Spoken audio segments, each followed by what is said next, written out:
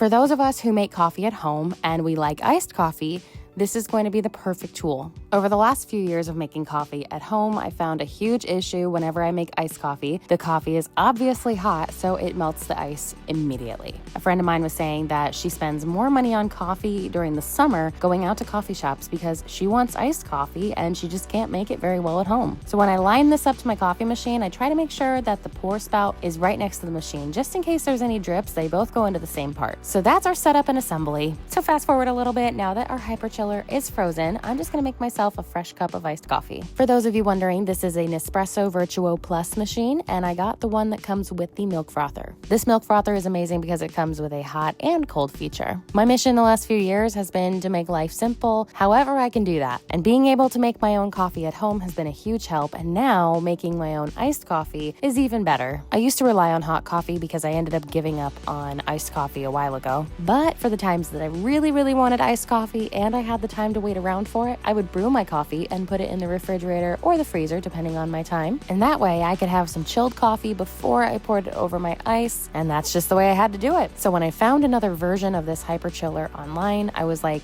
oh my gosh, this is the answer to my iced coffee problems. This is one of those cases where I needed something that I didn't know I needed. This HyperChiller is fantastic just for the fact that you can store it in your freezer. Once you use it, clean it, put it back in the freezer. The best part of this is that it only takes 60 seconds or less to chill your coffee. That definitely beats the hour or so time frame that I would have my coffee in the refrigerator waiting to drink it because it was just still too hot to pour over ice. And don't get me wrong, I've done it both ways before. I have poured hot coffee over ice and had it basically melt before I could even drink it. So I eventually gave up and decided that my hot coffee with good flavor was better than any half warm, half chilled, melted, watered down iced coffee. I think you get the point. This HyperChiller holds about 12.5 ounces, and you can use it for more than just coffee. I am probably going to start using this for things like cocktails too. Especially if this is just stored in the freezer at all times when it's clean, why not use it for so many other things? This HyperChiller is already such a game changer in my coffee routine, and I'm sure so many other things I will find use for it as well. And you know, I might even get myself a second just to have a spare so I can swap them in and out when I'm using and washing one. And that's the HyperChiller.